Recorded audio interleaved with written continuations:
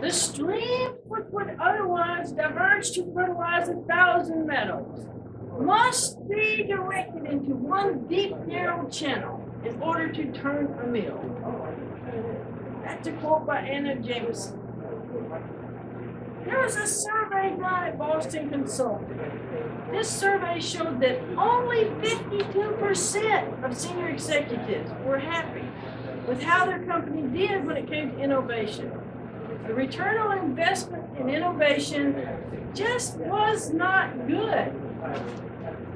The amount of resources that it takes in terms of both marketing capability and technical capability is huge, even when you're talking about large organizations. Perhaps the answer to this might be to form an alliance, work together. If you can't beat them, join them. Today I'm going to tell you an example about two companies that normally were competitors, but they did just that very thing. Can any of you think of an example of two competitors that got together to create a new product? Okay, well, don't worry about it. I'm going to tell you an example. What I'm going to do is share with you a little bit about some research that was done, and then I'm going to give you an actual example that demonstrates a real alliance. There was some research that was done that looked at what it takes to get a new product successfully on the market. And what this study showed was that finding out the needs and desires of the customers early on in the process ultimately made a big difference in how it turned out. And this study also went on to really emphasize the value of a solid marketing approach. Another study looked at the risk and uncertainty that's involved when you're doing something creative, like creating a new product. What this study showed, there was 159 senior executives involved in this. It showed that what made the difference was having an excess of resources. Makes a lot of sense when you think about it. If you have excess resources and a problem comes up while you're working on creating a new product, you can put money into it and you can solve it. Or if an unexpected opportunity comes along, you can put money into it and take advantage of it. This study also found that one thing that really frees up a lot of resources is to work with an alliance partner. It's kind of like two for the price of one. When you do that, both companies benefit. I'm going to give you an example today that will illustrate this. This is all about when Sony and Philips Electronics got together to create the CD player. Really, this wasn't just about creating the CD player, because it also involved CD discs, because it's no point in having a CD player if you don't have any discs to play on it. So it was really about both. The way this story starts is that Philips Electronics had a major market failure in 1978. They failed with their video compact disc. Sony also had a major failure in 1975 with Betamax. As you all know, for years and years, we had a VHS player at our house, not Betamax, even though Betamax was a superior technology. Because of these failures, they were more open-minded about the prospect of working together. Let me just step back a little bit. I'm going to tell you a little bit of background about how this CD player came about. In 1972, Dr. Kees Schuhamner-Emnick was doing some research at the Philips laboratories, and he was looking at the idea of a CD player.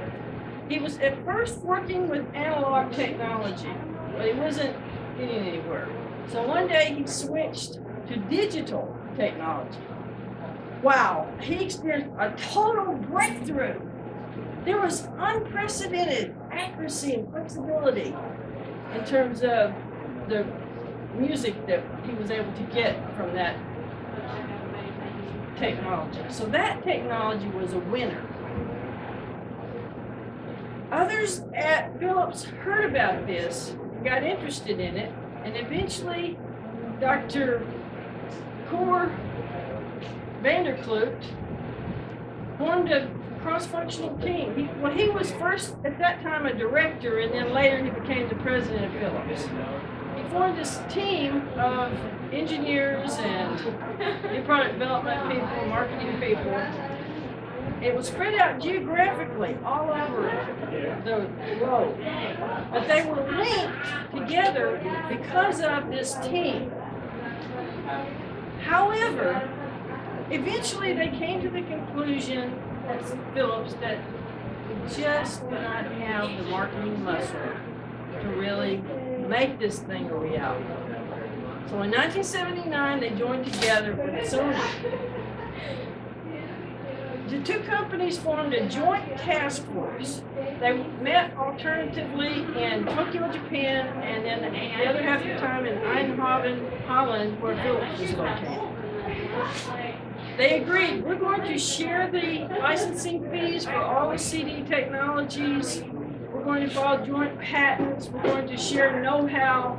We're going to keep each other in line in terms of the deadlines we've committed to. We're each going to manufacture the parts, but we're going to make them so that they're interchangeable, so we can share if we need to. There was two things in particular that really led to their success. They worked well together on this endeavor. One of these things was that each of these companies had their own CD manufacturing plant, so they could crank out the CD discs. At the time, a vinyl record plant cost half as much as a CD plant. So people, the industry leaders were reluctant to get into this new technology because it hasn't been proven, and they wanted to do something to make money. So it was up to Philips and Sony. Another thing that really moved us forward was that they got their chips approved by the all-important Electronic Industries Association of Japan. And once that happened, the two competing technologies, Telefunken and JVC, withdrew to become licensees. So now, Sony and Philips were in the lead with the standard that gave them a real edge. It was Philips that contributed most of this technology. Their work on the video compact disc, even though that failed in the market, that laid the groundwork for the CD. It was a very complex product, it was difficult, and they really did most of this work. Sony contributed some.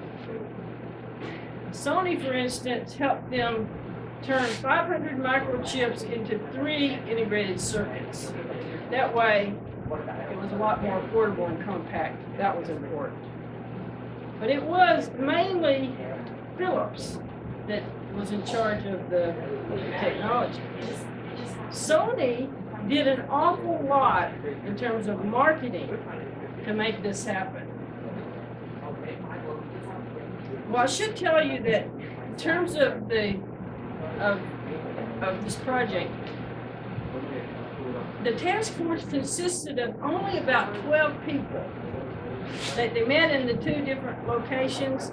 If you took out the people that were there because of their hierarchical responsibility, not because of their technical skill, it was an even smaller group. Sony says in their literature that hundreds of people worked on this, and hundreds of people did work on implementing it. But in terms of designing the prototype, what really was the basis for this new product, it was only about 12 people. I think it's a big mistake to undervalue the contribution of key individuals like Dr. Imnig, because this product would not exist without his efforts and without other people at Philips that contributed to this product. But Sony did a lot. They did, for instance, in 1984, they did $3 million of 30-second primetime TV ads. They had promotional campaigns at FM radio stations. They did a lot. It couldn't have happened without him. I think probably Philips made their biggest mistake by not having Sony put their name in to include it in the advertising and promotional activities. But anyway, that means that Sony ended up with most of the credit for this, even though they were in this together. But together they did change forever the way music is listened to. It totally displaced vinyl records and tape players. It's very hard for companies to do something new like this because of the vast amount of technical and marketing capability that's required. Sony and Philips together succeeded at this, and they did it. It's also interesting that only about 12 people actually did this. This means that what Margaret Mead said was right. Never doubt what a small group of thoughtful people can change the world. Indeed, it's the only thing that ever has. I do believe that it's possible to appreciate the individual and yet direct streams that would otherwise diverge into a channel that's powerful enough to forever change an entire industry.